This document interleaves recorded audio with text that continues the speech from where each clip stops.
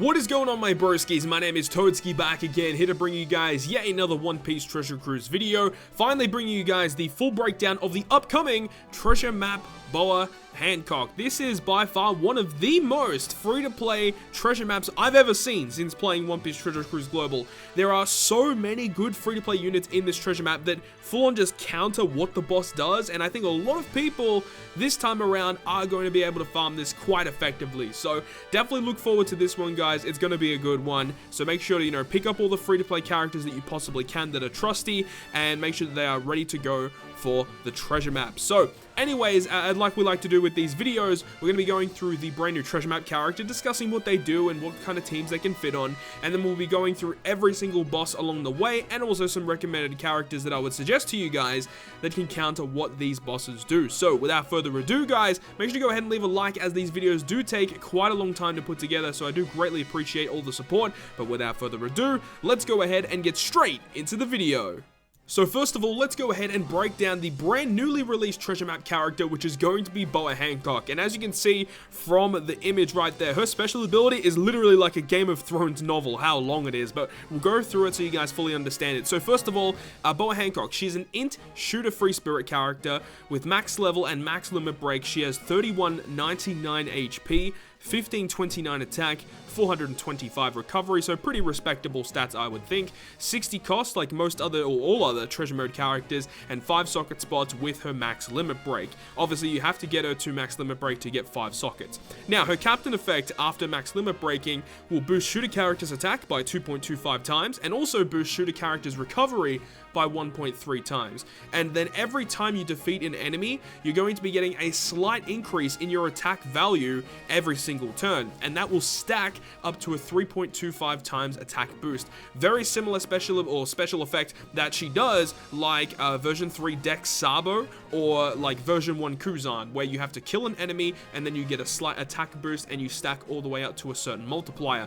It's exactly how this character works here. 3.25 is reasonably respectable, I would think, for a treasure mode character, and there aren't really that many good shooter free-to-play captains, I would think, so this is honestly a pretty good character to get maxed out. Now, to discuss her special ability, maxing out at 16 turns with max limit break. First of all, she will go ahead and reduce all enemies' defense by 80% for 1 turn. She also reduces enemies' damage threshold, attack up, recovery per turn, and resilience effects by 2 turns as well. And on top of that, she will go ahead and recover 10,310 HP, specifically that amount. It's not based off her recovery stat, so unfortunately, she's not really a character that you would want to give recovery cotton candies to. But then, she has a really convoluted effect where it states, changes your captain's empty orb into int. So if it is an empty orb for whatever reason, it will become an int orb. And also, your captain's orb will be locked for 1 turn. Then if your captain's orb is an int orb when you activate the special ability, she's going to boost the attack against reduced defense enemies by 1.75 times for 1 turn, and then she's going to change your captain's orb from int into a psi orb.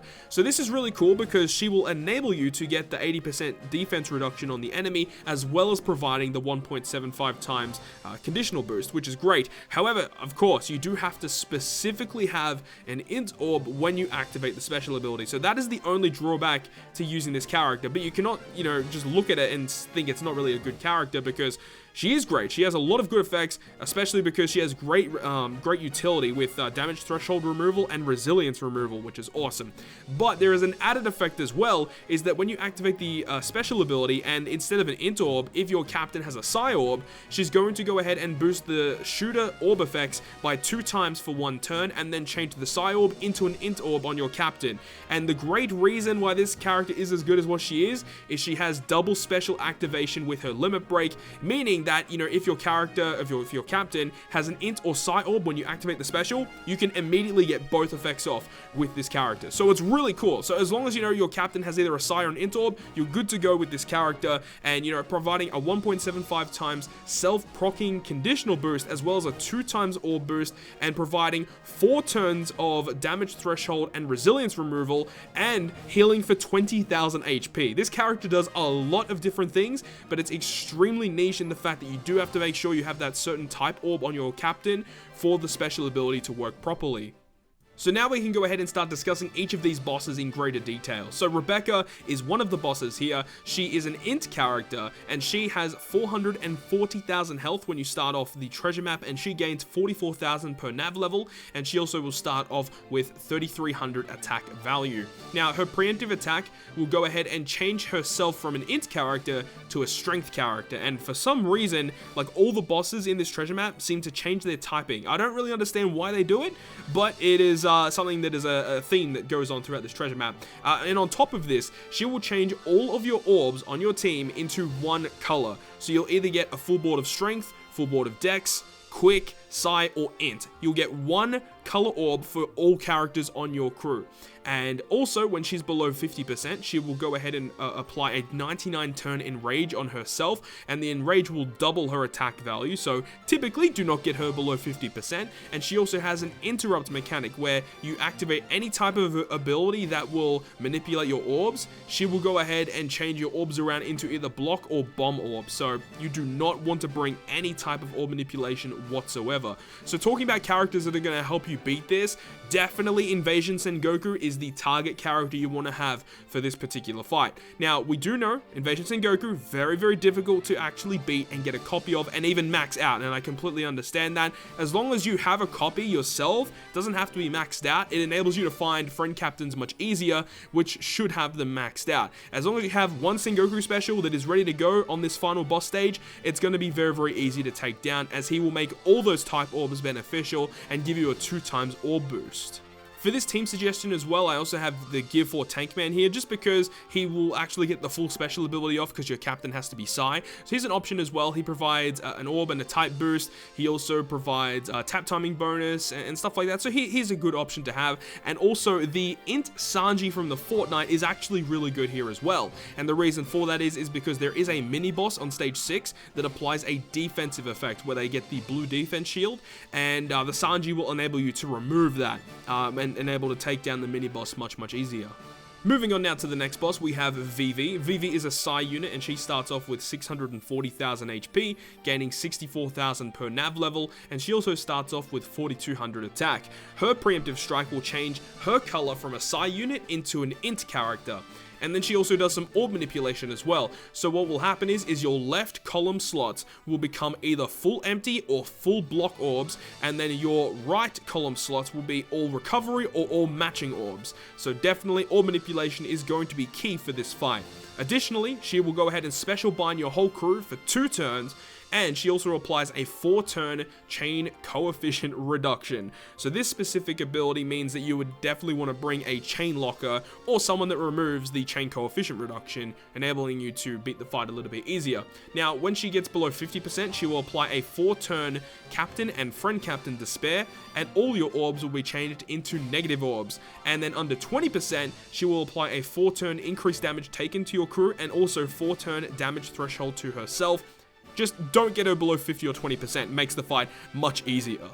Now, moving on to characters that are going to enable you to beat this much easier, I think this is a great opportunity to go ahead and use characters such as the World Clash Ace and the World Clash Sabo. Both of those characters together will give you the 1.75 attack, orb boost, give you the full board of matching orbs between the two of them, as well as providing a chain boost. And those two characters by themselves will enable you to do a lot of damage. The other thing is you will have to bring a unit that can get rid of special bind. Now, on this crew example that I've shown here, I have 5+ Robin. She's not a point booster, but she does still get a stat increase, so that is an option. But there aren't that many good special bind removers that are boosted this treasure map, unfortunately.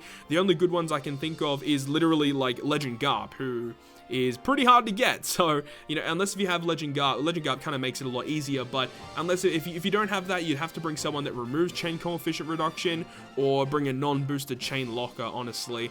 So yeah, that is an option there. And I've also put Gear 4 here as well, just because he provides color affinity boost, so your aces will be doing a lot of damage against Vivi.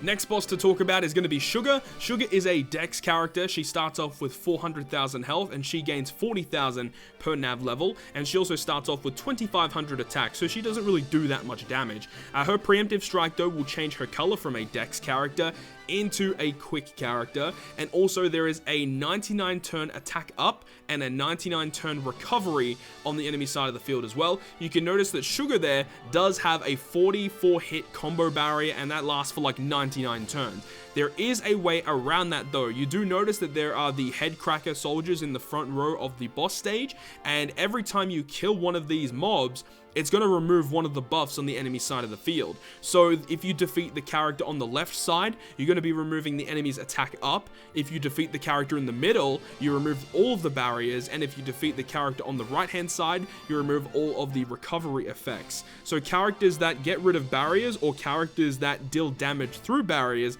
are going to be your best friend for this particular fight, enabling you to kill off these mob characters in the front row to remove the buffs. And if you do kill the mob in the middle of your attack, it will remove the buff in your mid attack. So if you kill the middle cracker soldier first, it will completely remove the barrier, and then you can target Sugar in the middle of your attacks and start dealing damage to her.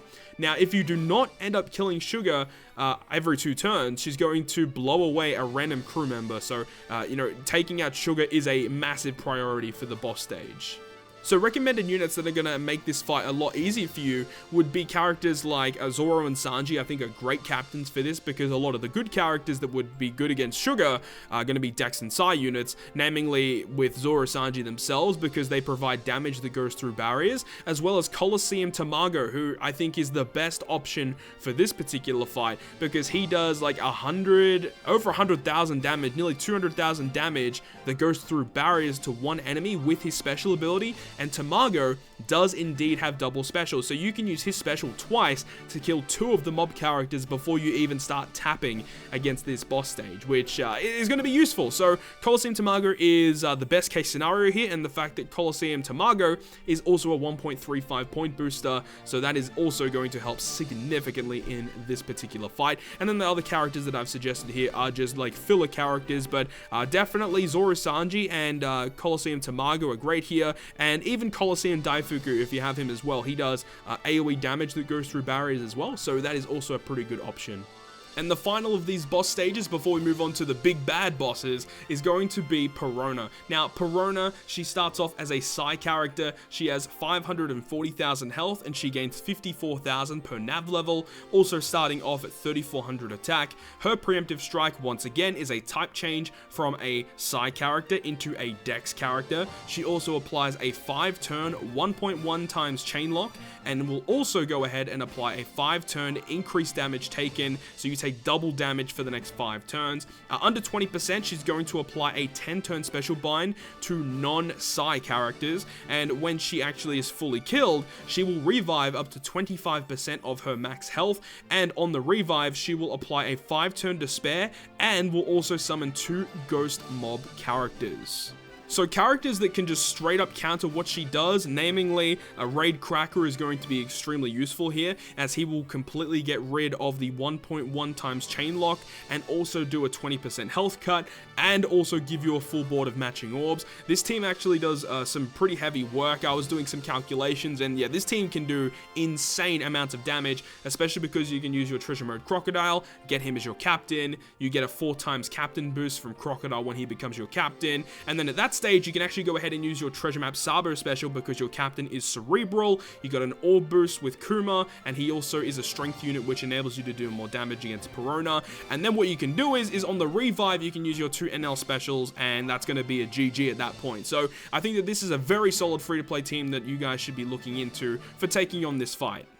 Now, the big bad final boss for this particular treasure map is actually going to be Gekko Moria. We'll be going through the intrusion battle against Boa Hancock in a little bit, but first of all, let's discuss Gekko Moria. So Gekko Moria has a stage 6 fight, and then also a stage 7 fight, of course. So the stage 6 Moria is a Dex unit, and he starts off with 400,000 health, and he gains 40,000 per nav level, and he also starts off with 3,400 attack. His preemptive attack will give you 2 turns of burn damage, as well as applying a 2-turn, 2-hit perfect barrier, which is quite annoying because you have to hit the perfects to get through the barrier, but you also get burned. So, you know, it is what it is. Also, he has a preemptive attack that will give you certain orbs, and these are the exact order that he'll always give them to you. So your left column will get recovery, sight, and then int, and then your right column will get dex, strength, and then quick. And then also those orbs will be locked for 5 turns, and then if you try to manipulate your orbs in any way, shape, or form, he will change those orbs back into the preemptive attack order, where you get recovery, sight, int, and dex, strength, and quick.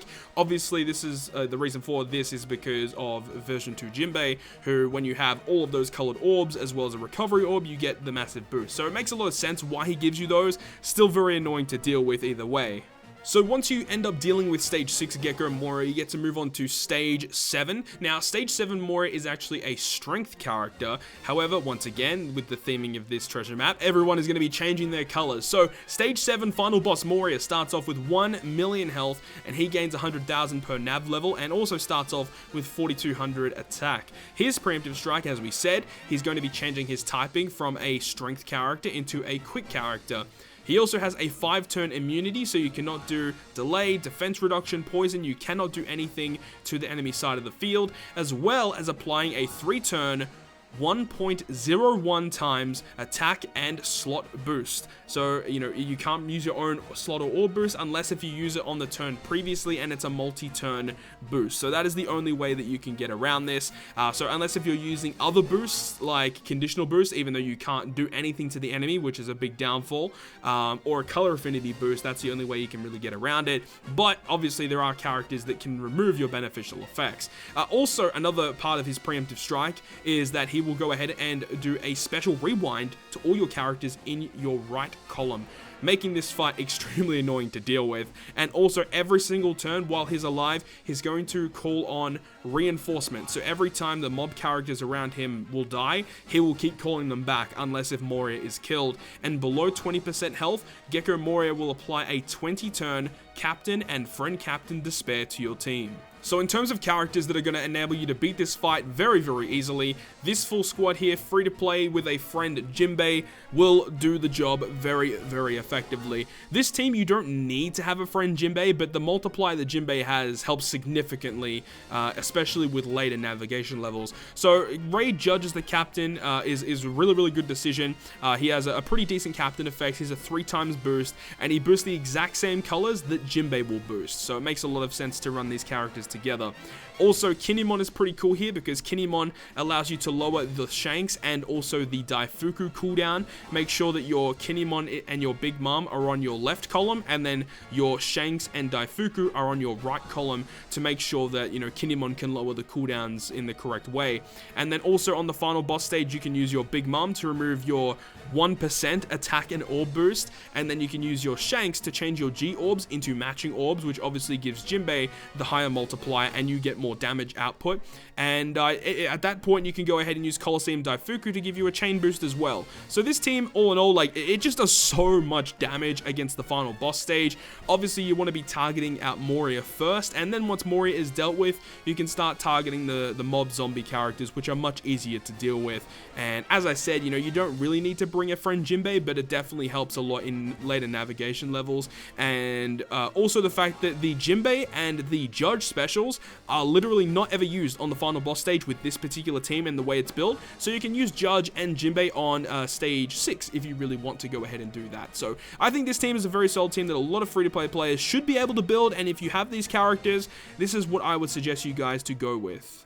And now we get to go ahead and start discussing the actual fight against Boa Hancock, which, as I said, is going to be the intrusion fight. If you guys don't know what that means, it is the fight that will occur once you pick up the treasure mode bird when you enter your map. And this is the character that will chase you along the map, and you can eventually fight her. When you do fight her, you get a stat boost, you get a treasure map point boost, and it's basically just a good way to play. So every time you run the map, make sure to pick up the treasure mode bird so you can fight Boa Hancock. Now, discussing the fight against Boa Hancock, obviously it's a 3-stage fight. Stage 3 is where Boa Hancock will appear. She starts off with 1.5 million health, and she will also have 150,000 increase of health per nav level, and she starts off with 6700 attack. Now, her preemptive strike will apply a 4-turn delay immunity, so you cannot delay her. You can still reduce her defense and poison her, which is great. Also, she will go ahead and apply a 4-turn captain and friend captain despair. So having a despair remover is useful here, but we're going to be discussing a way that you can get around that, as well as applying a 3-turn 0.5 times chain multiplier, and also applying a 1-turn psi damage immunity. So for 1 turn, she takes no damage from psi characters on your crew. Very annoying to get around. Obviously, there are characters that can get around it, but it is quite annoying. And below 20% health, she will apply a 20-turn bind to all characters. You essentially die. You die under 20%. There's no ifs or buts about it. You just straight up die.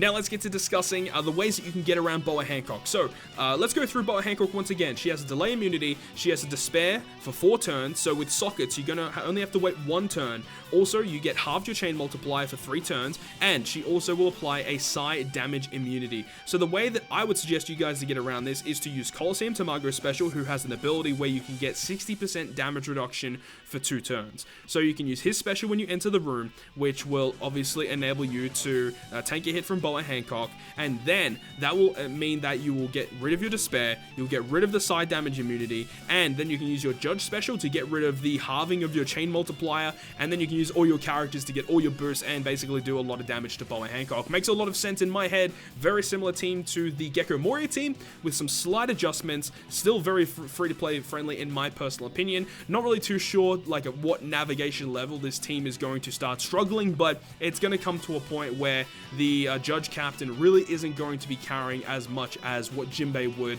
Definitely having Jinbei as the friend captain is going to enable you to run this team for a very long time, but when you're running double judge, it is going to be quite annoying to deal with.